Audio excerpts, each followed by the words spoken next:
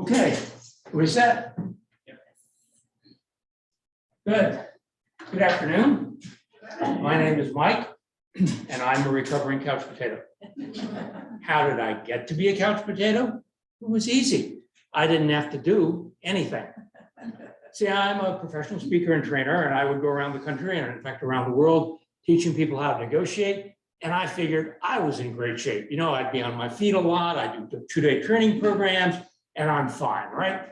And yeah, as I got older, I huffed and puffed up the stairs a little bit, but I'm okay. See, I had a black belt in denial. And then one day somebody talked me into taking one of those fitness assessments. So I figured, okay, I'll get on that treadmill. I'll blow that away. You know what they said? Lies, all lies. They said I was an out of shape, middle-aged male. Slander, I'll sue. Folks, they were being kind. I was a terribly out of shape, middle-aged male.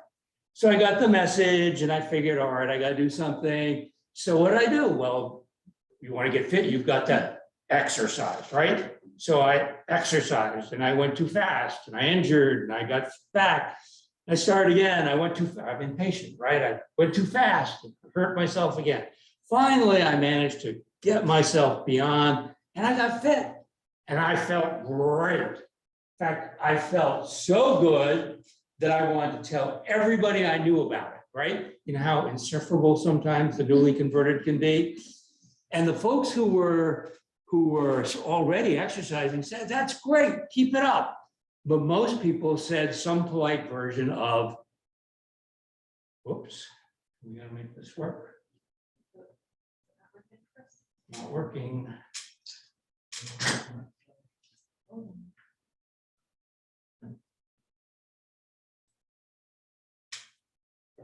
it all good to go. It was working before. Yeah, so let's see if I can do it. It's not even taking it. Technical difficulties. Give me 1 second.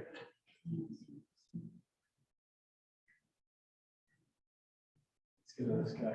That makes all that good. Okay. Okay. All right. So people would respond with some polite version of exercise, yuck, right? Now, we all know, everybody knows that bad things happen when you're not fit, right? Bad things like, okay, heart attacks, strokes, diabetes. So we're all for fitness, but exercise, no way, right? The problem is that we've been told a very incomplete story about what fitness is, all right? So here are some folks that are exercising. So what are they actually doing? What they're actually doing is they're expending physical activity energy. Okay? And it turns out that it doesn't matter how you expend physical activity energy as long as you do it. Because fitness is exclusively about expending energy. Now, there's two kinds of energy that we expend, right? There's your metabolic energy. That is, if you're just sitting on the couch, your body requires a certain amount of calories just to function. And then there's physical activity energy, movement, exercising, whatever you do. And so it's that physical activity energy expenditure that creates fitness. So let's take a look at some things that might produce some physical activity energy. So we're going to do 3 different little skits here. So the first thing I'm going to do is I'm going to carry 70 pounds of stuff, and I'm going to walk back and forth, and it's about 15 feet each way. So I'll walk up here, and then I'll walk back. Okay, so that's the first thing I'm going to do. Now the second thing I'm going to do is I'm going to walk back and forth, but I'm going to do it twice. Okay, so I'm going to walk up and I'm going to walk back again. So that's 30 feet. Now I'm going to do it one more time. I'm going to walk up and I'll walk back. So I've walked 60 feet. All right. And then the third thing I'm going to do is I'm going to jog. right? Gonna jog up and down, do that 30 feet. So which of those use the least physical activity energy, do you think? Well, let's analyze it, all right? So we'll go here. Well, I walked 30 feet and I weigh 200 pounds, actually not quite that much, but for round numbers. And I carried 70 pounds and there's no mechanics there. So I did about 8,100 foot-pounds, number of pounds times the number of feet, right? Then the second time when I walked and wasn't carrying anything, I still carried the 200 pounds of me, 60 feet, so I did 1,200 foot-pounds.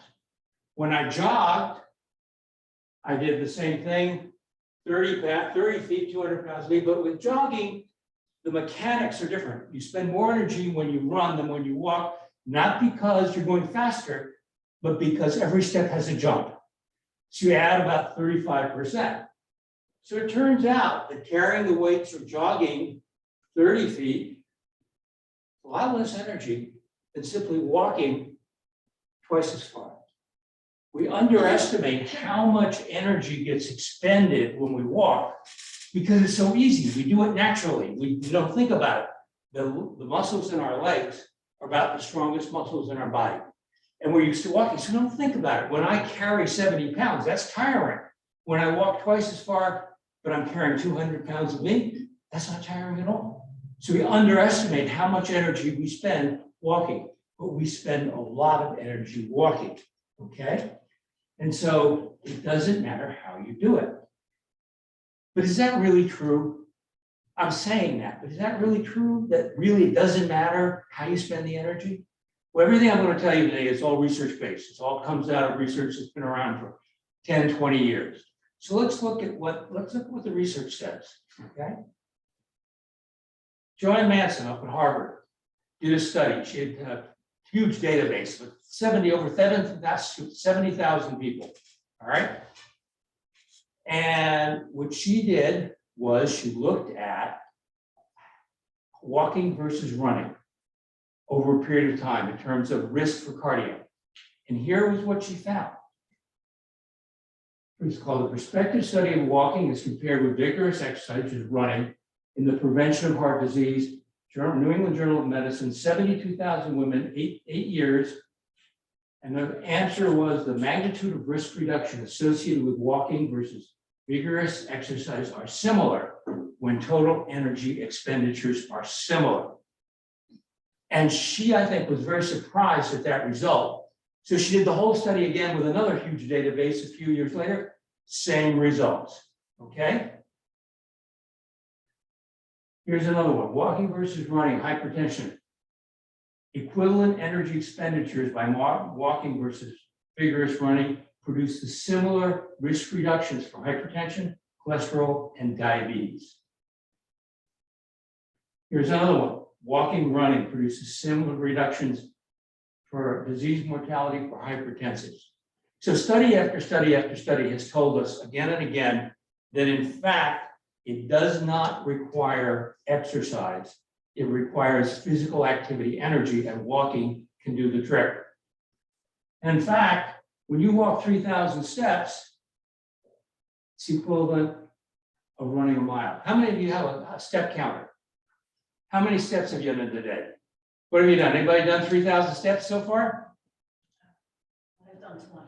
What? Yeah, 20. If you've done 3,000 steps, that 3,000 steps is the same as if you run a mile.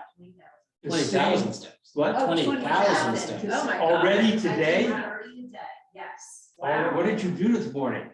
You go I was up running? at 5 o'clock and I was running, yes. Are you running? You ran 5 miles this morning, Yes, right? But I do walk too. Okay.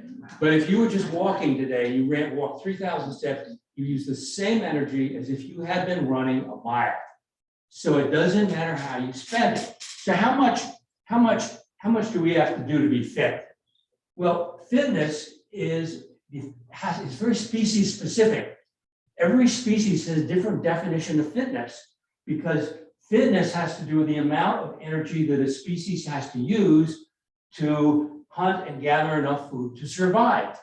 And over time, there's a convergence because that fitness, your body works best when it's doing exactly what it needs to find enough food. So at one end of the spectrum are guys like this. He only needs to walk 50 to 100 yards a day to find enough food. And that's what he does. And he's fit for a turtle.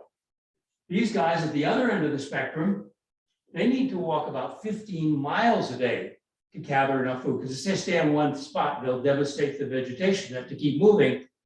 They'll live to about 60 years in the wild in captivity where they can't walk enough. They live often only half as long. Okay. Now, how about us humans? All right. Well, we used to live here and here. And in order to hunt and gather, we used these, right? And the anthropologists tell us when we basically needed to walk about 10,000 or more steps a day in order to hunt and gather enough food. But now we live here and to hunt and gather, we use these. Now, until not that long ago, it didn't matter that much because at our work, we worked pretty hard. But now, most of us work here. And so we're not getting enough physical activity energy. So we have a problem. Who's in trouble here? Well, the employees that you have that are the most sedentary are the ones that are in the greatest danger. Okay? For exercisers, we're in great shape. No problem at all. They're covered. But for your sedentary employees, those are the ones who are really in danger. So can walking turn the trick? How powerful are the health benefits of walking? We used to say, because all we had was people's memory of how much they walked. And so order of magnitude, 10,000 steps was the answer. And a lot of people say, oh, that didn't come from science, that was an advertising slogan. In fact, a researcher in Japan was the first person to figure out how many steps you needed to be healthy. And it turned out to be roughly 10,000 steps. That was back in the 1960s. And the pedometer companies picked that up and made an advertising slogan of it. But it originally came out of a scientific study. And this research is still working today and still writing papers with American researchers and a respected researcher. So it didn't come out of an advertising slogan. The advertising slogan came out of the research. But it was general because we didn't have really precise data. But with the advent of fitness trackers that could be synced to your computer and uploaded automatically, over the last 5, 6, 7 years, we've gotten far more granular data. We know precisely how many steps people walk, and we can follow them now for years and see what the impact is. And we have study after study after study that basically shows this, that as your steps increasing going this way, all-cause mortality going this way. So as your steps increase, your all-cause mortality decreases. And it's a little hard to see here, but if you make a table out of it, the average person who is working or running family, shopping, doing all those things, they're gonna walk around 4,000 steps a day. So if you take that as your baseline, if you get up to 6,000 steps, there's a 29% reduction in all-cause mortality. At 8,000 steps, there's a 49% reduction. And then that's where you then, at 8,000 steps, you begin to get some law of diminishing returns. So that when you go from 8 to 10, you're now just getting an 8% reduction. So what we say now is 8 to 10. If you hit 8, you're golden. 8 to 10 is the sweet spot. And that's where you get this huge reduction, okay? So that's the first surprise, because we've been told again and again and again, you've got to exercise to be healthy. But we now know the science is absolutely unequivocal. You don't need to exercise. It's all about physical activity, energy, and you can get there just by walking. Now I'm going to tell you a few other things that are going to blow your mind. And here's the one that you can't believe it until you see all the research. Weight is not a health problem. Okay?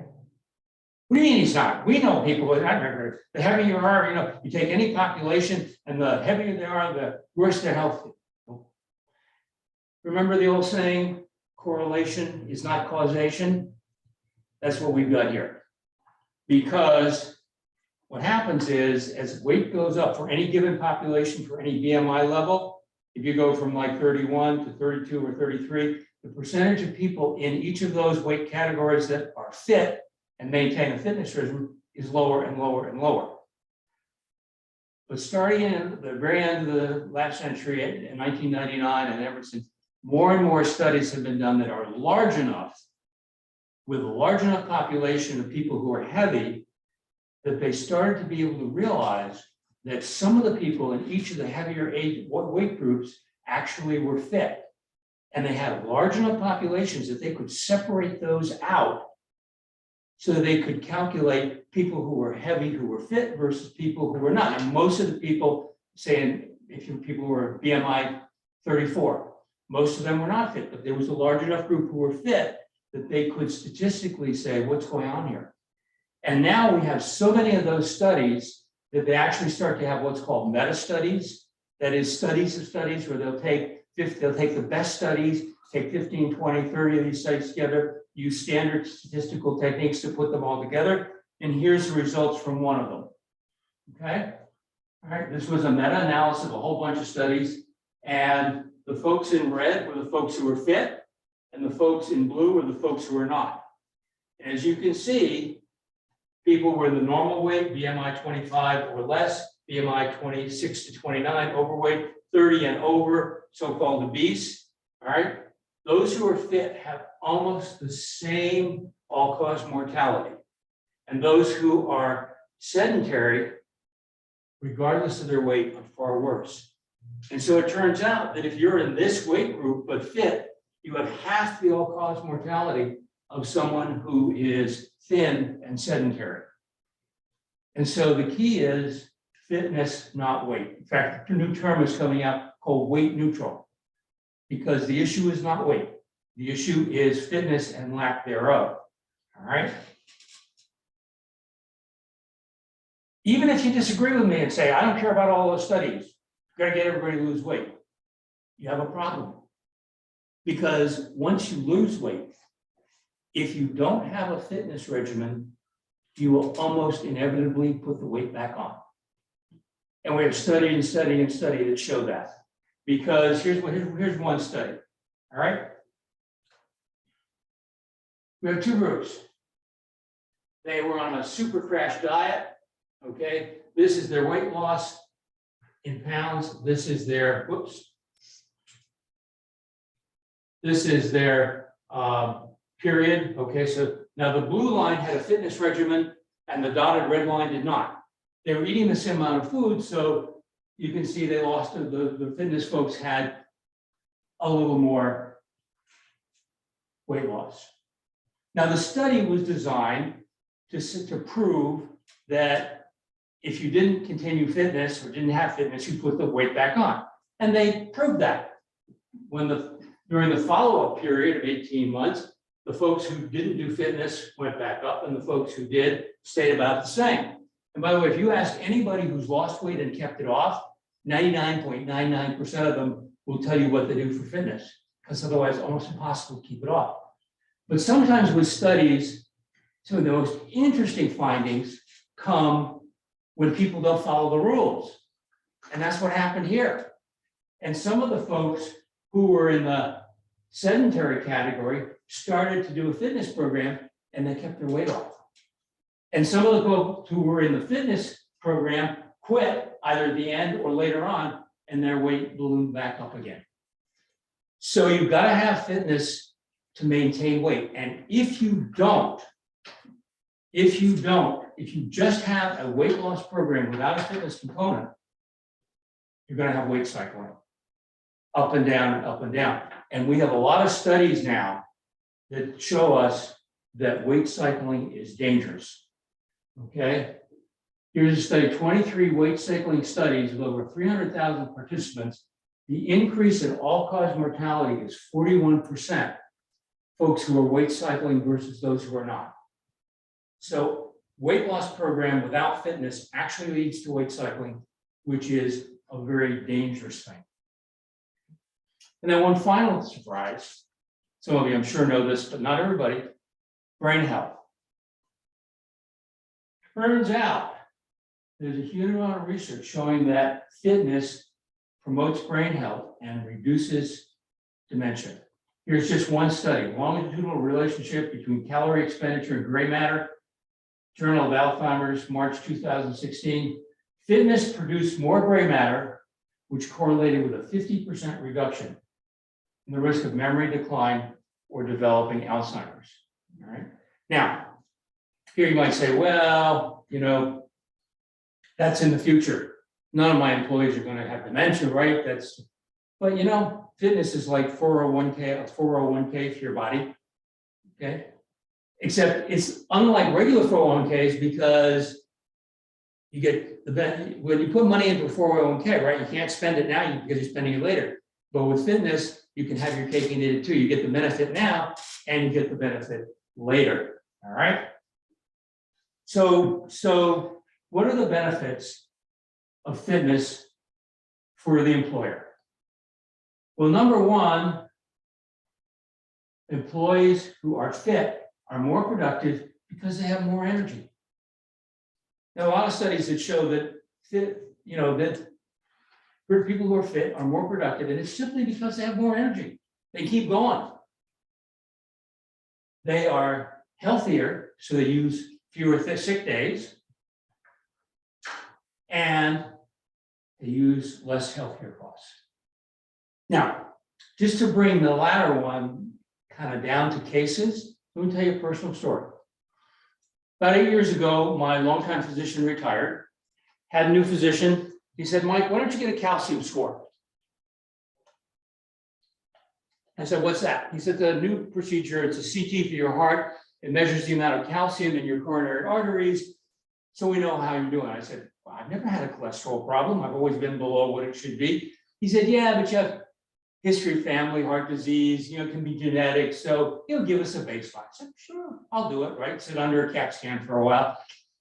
Now, those of you who know, but those who don't, if your calcium score is 0, you don't have any plaque in your arteries because calcium is a component of plaque.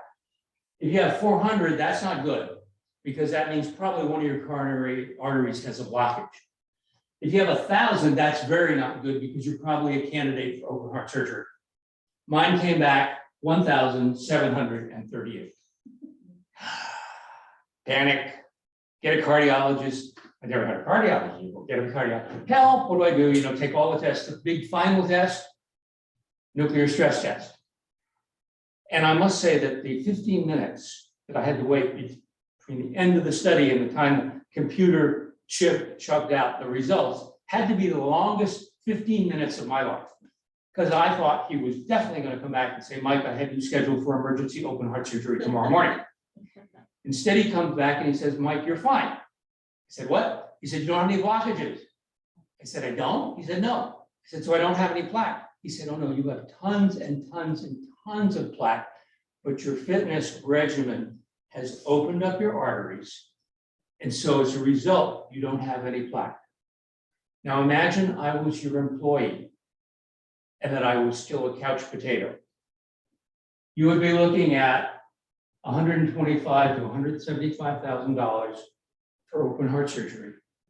And I would be out for at least 30 and probably 60 days. The benefits can be huge, can be absolutely huge. So how do we get there? The key is to include everybody, but focus most on the least who are not fit. That's the key. So for those who are not fit, by and large, the word exercise is a dirty 8-letter word. It's a dirty 8-letter E word. If you talk about exercise, all brains who are not fit are likely to turn off, right? Because everybody knows they, quote, should exercise. Everybody has tried it at one point. Some people love it. but there are those, all the rest who say exercise yacht.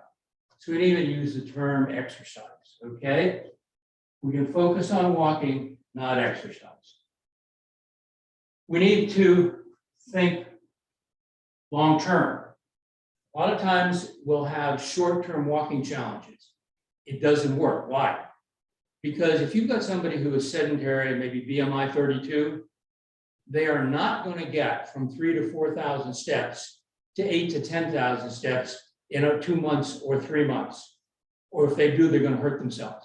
You need to take it very, very slowly. It's a long-term, year-long, for many people, it depends a little bit on genetics, but for many people, it's a year-long program to get from sedentary to fit through walking. So you have to think long-term. You want to go slowly, all right? Now, let's say I said to you, let's say you've got somebody who's now walks 4,000 steps a day. And I say to you, the first thing I want them to do is I want them to add 115 steps a day for a week. You're going to say, Mike, really? 115 steps, that's about a minute of walking. Now, that's, well, I want them to add it each week. Well, if you do the numbers though, it will look like this. Week 1, every day about 4,000 on average. I mean, you'd be walking down each day, but on average. Week 2, week 3, week 4, gee, that's awful slow. Well, if you're 4,000 steps, you'd like to get to 10,000 in 1 year, 6,000 steps a day divided by 52 weeks equals 115 steps a day. Confucius said, it does not matter how fast you go, as long as you do not stop. Okay? And so, if you do that, you can get there in 1 year. So that's a very brief overview. We're going to put this presentation up on YouTube, so it's available. By the way, everything I do is in the Creative Commons. Everything is available to be, what that means is anybody can use it for any purpose, legal purpose, including commercial. You can download this presentation if you would like a copy, digital copy of the slide deck. All you have to do is let me know and I'll email it to you. You can use it, you can adjust it, you can modify it, whatever you want. There is also a longer version of this program, which is we do as a lunch and learn or to kick off a walking program. It's about 45 minutes, as you know, more kind of fun stuff that's for employees. And so that's basically the story. So before we close it out, any questions or afterthoughts or comments? Maybe rather just get walking. Yeah, we have a walking group at Yeah. our office. I have a question about the BMI. What? The BMI. Yeah. So, like, what's a good, like, what should you be at? I know you had a slide up there, but. Like, Well, BMI is body mass index. You all know what that means? It's the relationship of your weight to your height, basically. The traditional thinking is you should be BMI 25 or less. They call it overweight if you're BMI 25 to 30 and obese over that, okay? But from a health perspective, it turns out it really doesn't matter until you get very heavy. I mean, you get into what's called morbidly obese, 40 and above, then things start, but that's a tiny, tiny percentage. The overwhelming percentage of people in this country, 99%, are below BMI 40. There's a small portion. Now, one of the things we know is that people who are BMI 40 and over can in fact get into the 30s just by walking. There's not a lot of good studies, but there's a lot of anecdotal evidence of people who have done that. Once you get into the 30s, if you want to lose weight, I mean, if you're walking and you're really fit, you want to lose weight, you're going to probably have to diet because of compensation, use more energy, eat more. But once you're in the 30s, if you're fit, you're basically okay, and it becomes an aesthetic choice. Thank you. And the other thing that I was saying with BMI is it's not a perfect measure. Right. And each person is kind of individual, Right. because you could have a bodybuilder, that has a lot of weight and mass, Right. and his BMI seems higher. Yeah, okay. So there is some individualism there. Right. Okay, thank you. So as part of the Partnership for Health, we'd love to work with you if you would like to work to develop a different kind of walking challenge for your employees. You can see me or Kim or Chris afterwards, or contact, oops, what happened to the screen? Oh, I just put it right back up. Oh, well, we're gonna put the contact information on. It's on the slide. Yeah. Yeah. I'll send it Okay, out, sure. just contact Chris, or talk to us afterwards, or contact Chris. And of course, that will be on the YouTube thing as well. And so thank you very much. Enjoyed presenting. Good luck. So, Tim, I don't know if anybody online have any questions, because I was oh, just I don't sending know. back. Does Anyone anybody online? Online have questions? We do, Maria has her, oh, she's clapping. Oh, she's not. Yeah, any questions online? Okay, all right. Does anybody currently count their steps or use walking as a way of getting their, what is it, their energy? Hmm? What is it called again? Your physical energy, Physical activity energy. activity energy. I gotta keep that going. Anybody? Yeah, definitely do that. And then our insurance has, like, Be Active has, if you do either 10,000 steps, 12 days a month, or go to the gym, you're actually getting incentive. When we do walking programs, one of the things that we do is we have a conversion chart. So if you bike, if you swim, if you run, if you do some of those other things, if you use a cardio machine in a gym that gives you the calories, we have a conversion chart, so we know, so that if you do a walking challenge, you want to include everybody. And so those people who do exercise, maybe some days a week or even every day, they can convert that exercise into steps and participate that way. So it's and the conversion chart's pretty accurate, not 100% foolproof, but pretty much we know how much energy gets expended for each type of exercise that people do. That's cool. I do yoga or Pilates, and on those days I notice my steps are down. I'm like, I didn't even get any credit for that. What? When I do yoga or Pilates, I'll notice my Well, the steps thing are down. I'm like, I about didn't get credit yoga for and my- Yeah. Pilates Yeah. is that it doesn't actually, it's good for your body in a lot of ways, but it doesn't use a lot of physical activity energy. You're standing still. One of the things that fooled me was because I would be on my feet training, okay? And I'd be on my feet like this for a couple of days, nonstop, right? And I thought I was using a lot of energy. But when I actually put a fitness tracker on, I realized I was only walking about 1,500 steps when I was doing a full day program.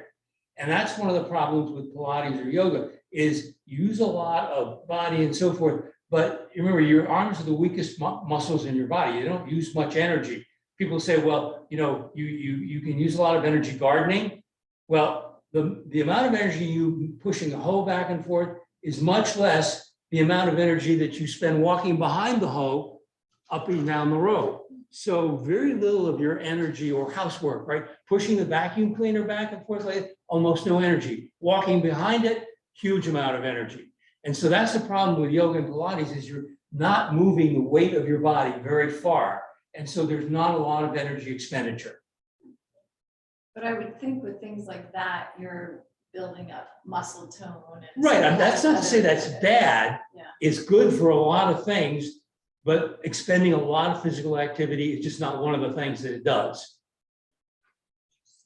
Should we make one of the goals while you're walking to be to like sweat? Because you want to have your heart rate increase, right? No, you don't want to have your heart rate increase.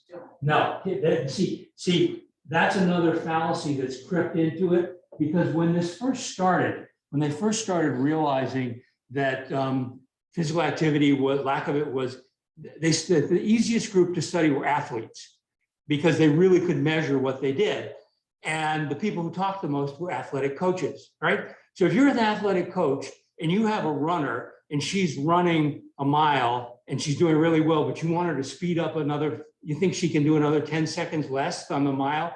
Well, yeah, she's in such good shape that you're gonna have to really push her and she's gonna sweat and really no pain, no gain. That's if you're a coach coaching superbly conditioned athletes. For the rest of us, if you're starting out, you've never done any walking, right? No, I mean, I personally. No, but I'm just saying, let me use you an example.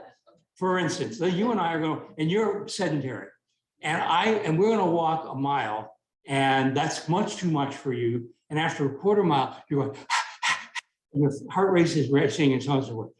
Is that good? No, I went too fast. A year later, you're in great shape. We walk that same mile at the same speed, your heart rate's going down, da-dum, you're not out of breath and you're in great shape. That doesn't count? No, if your heart rate is going too fast, if you're out of breath, you're going too fast. And so it's all about taking your time. So the whole thing about it, get your heart rate up, sweat doesn't count, nonsense. Because the fitter you get, the less your heart's going to run. So it makes sense to say, wait a minute, the key is go slowly, don't get your heart rate up, don't overdo, don't sweat, unless it's like today, and because you're going too fast. And if your heart is racing, slow down, do less. And I had somebody told me, well, I got cocked into, I was doing somebody talked me into doing 10,000 steps with them. They actually injured their knee. They were out for 2 weeks. So you really don't want to do that. You really want to go slowly. The thoughts or What he's saying questions? is more like a gradual thing. So Instead of important to go going from, slowly. like, nothing to all out is to gradually become fit over time, and then your heart will get stronger and it'll adapt, so you won't be panting and have your heart racing. You're always gonna have a increasing heart rate when you're exercising, or even when you're walking briskly, because it's more than like just sitting here doing nothing. And that's why if you want to do a fitness challenge, you want to structure it so it's really long-term. See, one of the problems with the fitness challenges that a lot of people do that are 2 months or 3 months, the winners are the ones who do the most steps, right? Guess who wins? The people who are already fit. Guess who won't participate, or if they're forced to in some way, hate every second of it? The people who are not fit. So it's totally counterproductive. They're great competitive team building events, but they don't do anything for fitness. If you want to do something for fitness, you focus on those who are least fit, you go slowly, you give them a chance to be winners as well. And that means reconstructing the program. That's what I was saying. If you'd like some help in constructing a program that works differently from what's normally done, that's where we're here to give you a hand in doing that. Is it actually very beneficial though, if you don't have the nutrition component to go along with it? What?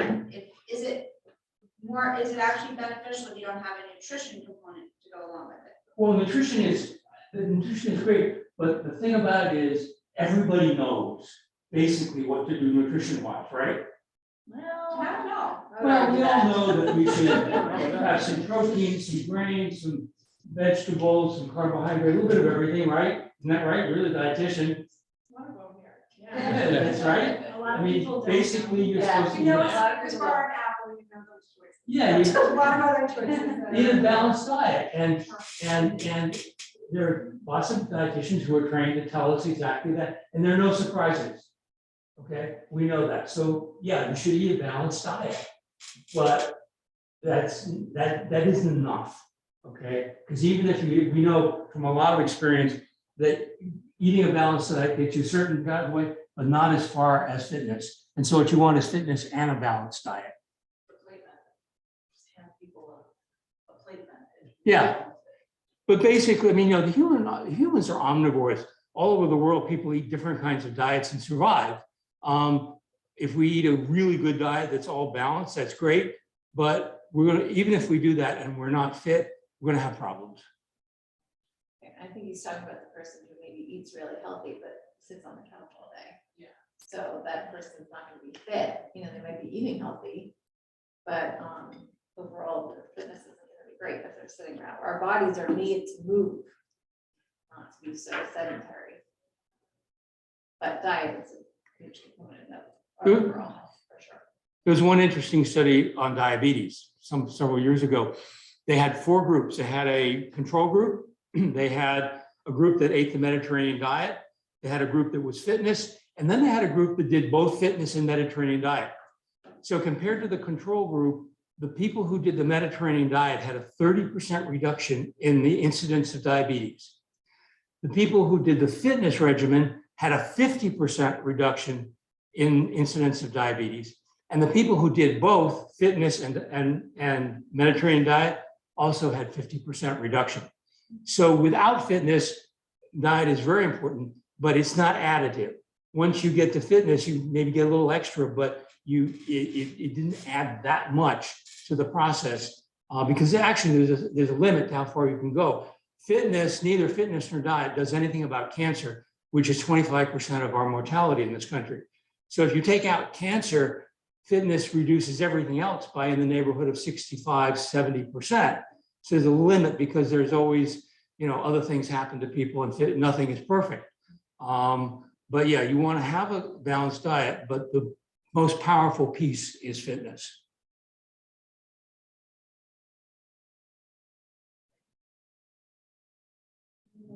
I No learned thoughts? that for older, like with seniors, What? with senior citizens, it's better for them to be overweight than underweight. That's what What we found is that the safest for seniors is the 25 to 30 range. In the 26, 27, 28 tends to be the lowest all-cause mortality for any level of fitness. And people aren't exactly sure why, but it may be that seniors are more prone to having debilitating chronic illnesses or sudden accidental illnesses, and that extra weight provides some, particularly if there's a point where they have trouble eating, provides some margin of error. So yes, for seniors, it's true. The other thing about seniors is, we said from 4,000 steps down to 8,000 steps, you reduce your all-cause mortality by 50%.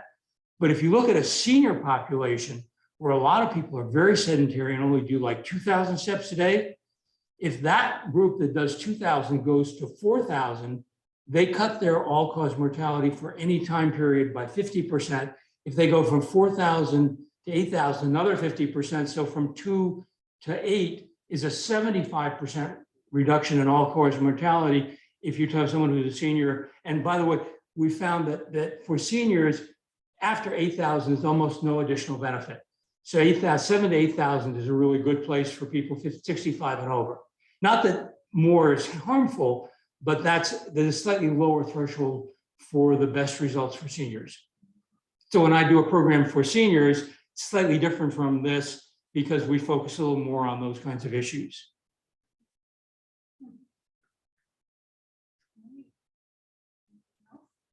How much does the program cost? What is the cost? For a company, it's all over the lot. There's one company that will charge $2,500 for a setup fee and then $1 a person per month.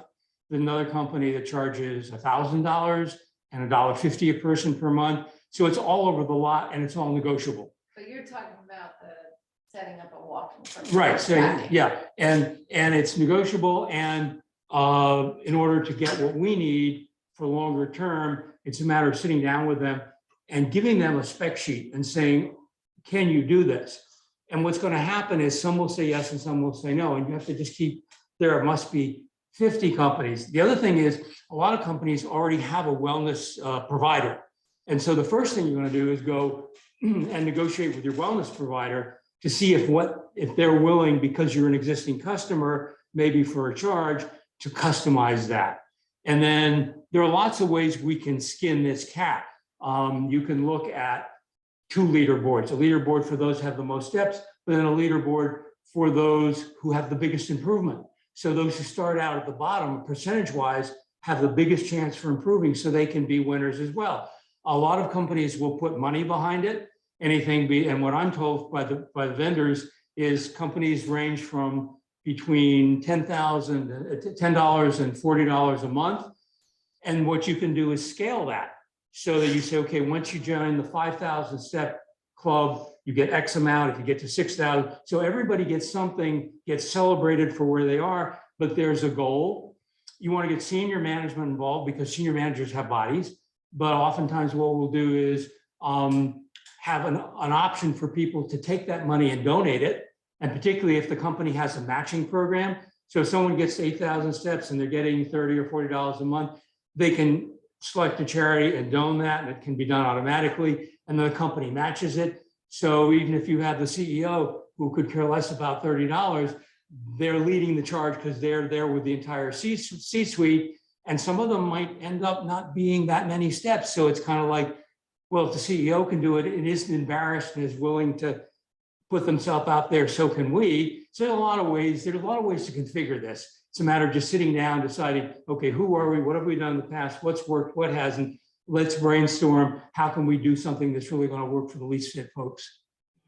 But the other thing is Mike's program about the recovering couch potato, he has a website. All of his materials are free and can be used. A lot of what Mike likes to do is sort of train the trainer to have people go back to the organizations and share. Well, yeah, there's a lot of things information. I can do the program. You can video it and put it on YouTube or an intranet. I'm happy to train people to give the program. We can customize it, and everything is free and everything belongs to Creative Commons, which means it's available to anybody at no charge.